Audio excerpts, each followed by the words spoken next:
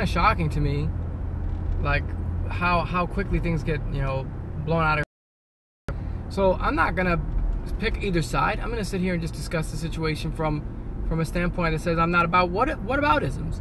It always becomes the argument versus this versus that. So let's talk about guns.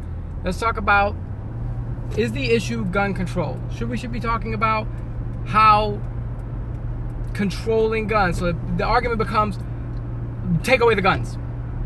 Okay, and that solves exactly what? Now, I'm not saying that's not a good stance. I'm saying I think the argument is not being presented well, and that's coming from two extreme points of view. So one point of view says, take away guns, and the other point of view says that guns are for freedom and such.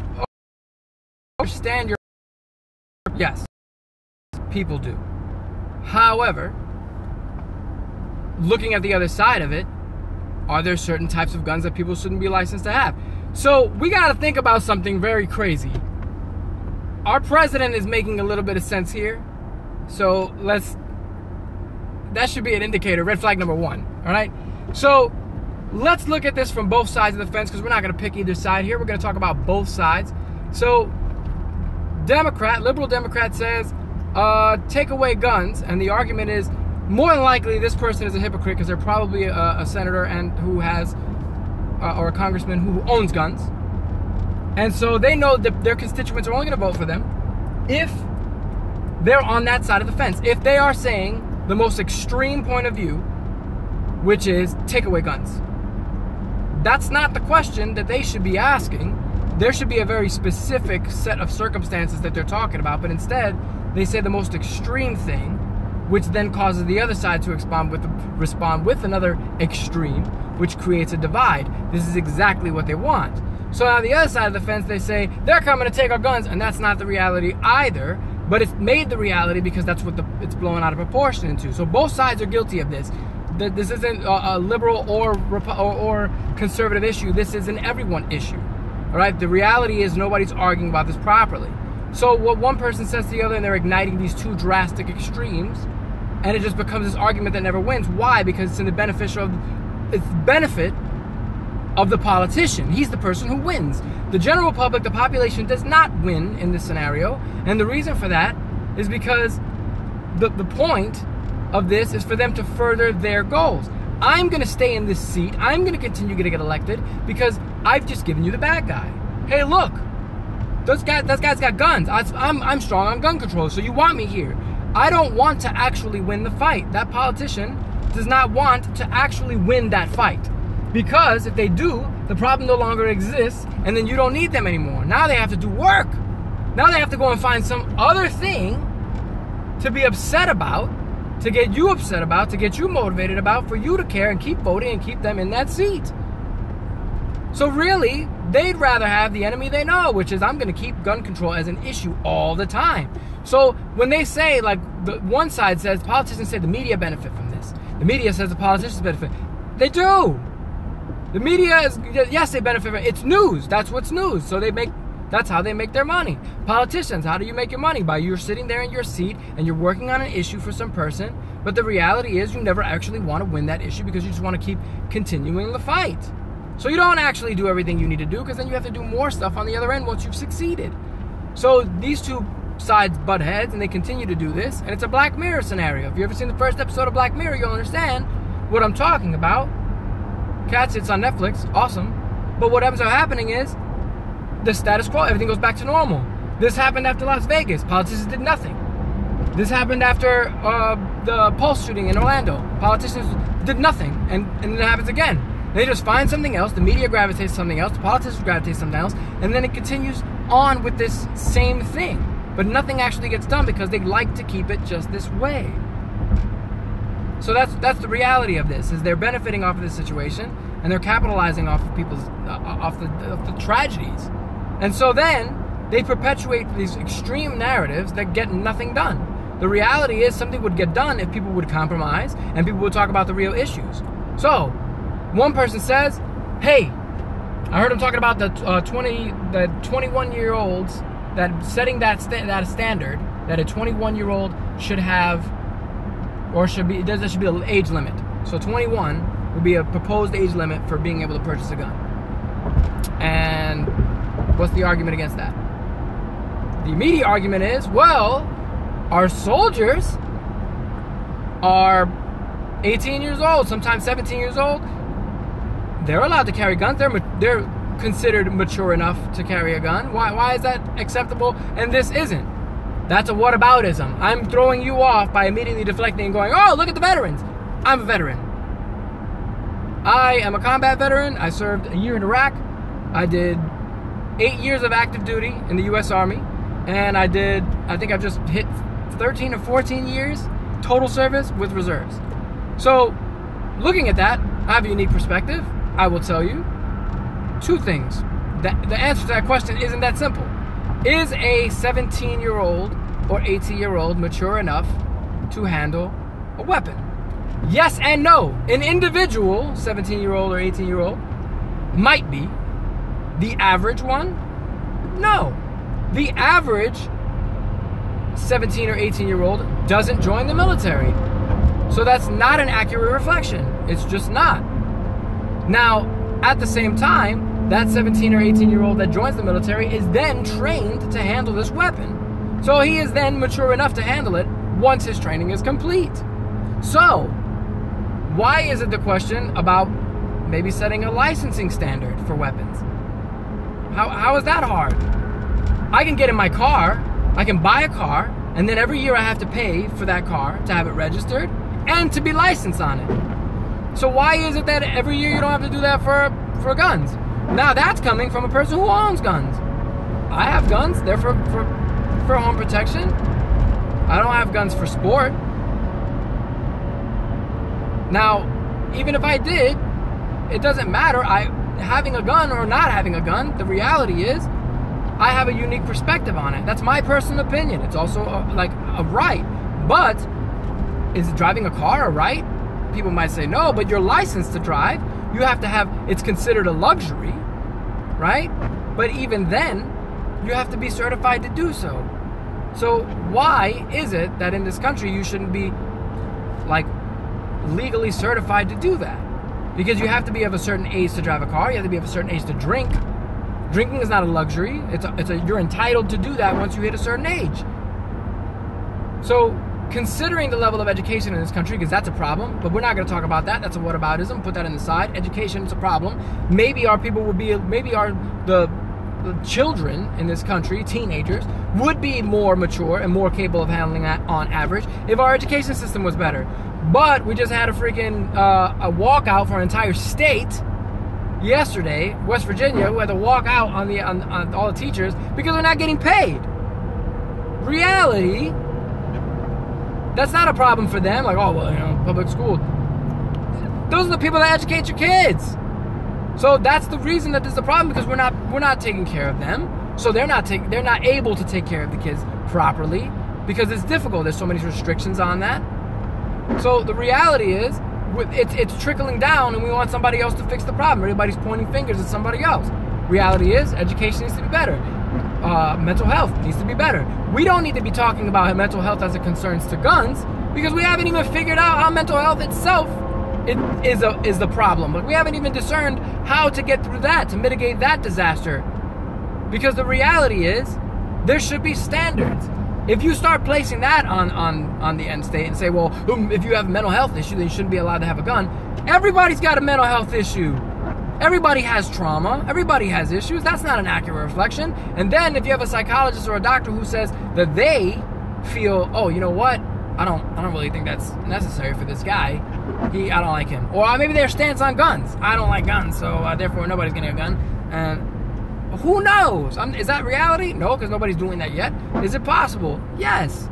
So the reality is, why are we holding individuals accountable? Guns, there is some significant things that need to be reworked. Yes. In terms of legislation. Absolutely. Absolutely. Does that mean people are going to be walking in the houses and taking people's guns? No, that's a ridiculous concept. And two, why not have a tracking mechanism? If you're using guns legally, you should have no problem with your guns being tracked. Now, on the flip side of that, somebody will say, well, criminals don't get guns legally. Yes and no. Many criminals don't. That's true. They'll bypass those laws, which we need to have better laws, but more importantly, better law enforcement. Now, let's put that to the side. We'll come back to it. It's not a whataboutism. Reality is, this individual who went to this school purchased these guns legally. Now, that's interesting, considering the fact that he had already been called multiple times out on police, had been called on his behalf, he had been called on. So he had multiple reports to police. He was on an FBI watch list, and the FBI admits that they did not share the information with local law enforcement. That's a problem. Let's hold that accountable. Hey, why are we sharing the information? Because it's more important for you to catch the criminal after they've done the thing so you can lock the thing. I understand about networks. I understand how this works. But reality is, we're talking about the difference between law enforcement and protection. So security, or rather conflict mitigation. So it's become less of serving and protecting and more of enforcing after the fact. So once the criminal has done something, and we're not talking about, arresting people before they do a crime. That's not right either. Preventing. What about crime prevention as opposed to law enforcement? So the law should be set up so that it's deterring the crime from ever existing. If the criminal commits the act, then obviously hold them accountable. But prior to, the hope is that the person does not want to commit the crime because of what's going to happen on the tail end. Now, this is where mental health comes into an issue, because the person that walks in there to shoot up a school knows they're not walking out of there. At least that's the general consensus, is they're going to die. They're not worried about, he was going to commit suicide, so therefore he was going to take as many people with him. There are indicators for that. He said he was going to be a professional school shooter. So thinking about those things, why is it not that somebody was capable of saying, you know what, let me call the local enforcement, and then it should be some sort of, if you have a police, like the local police, should have like a file, and they should have a database that says local database. This isn't some national database. This is something local that you say, hey, this is a potential high threat in this area. You know that this kid has been called multiple times, and been called police on, right? He's got issues. He said he's going to be a professional school shooter on social media. People have seen this. There have been reports. If the information was shared, and granted, that's because the information wasn't shared, but had it been shared, then a case could be developed where you could say, hey, look, this is a high threat school. Not the individual. There's probably already stuff on him, sure. But you could say the school has increased risk of individuals such as this attacking it, because you have a former student who's already expressed interest in shooting up a school. So knowing he went there, you can say, hey, look, this is just elevated. This is a high priority. And therefore, because I heard that there was a police officer who was there and didn't do anything.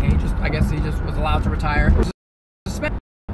About officer to train situation, put the most qualified person in the position that requires them to be there. That makes sense to me. You're qualified for this, so you go there. So this is a high threat scenario. Put somebody who's qualified to handle that scenario rather than this guy who apparently didn't do anything.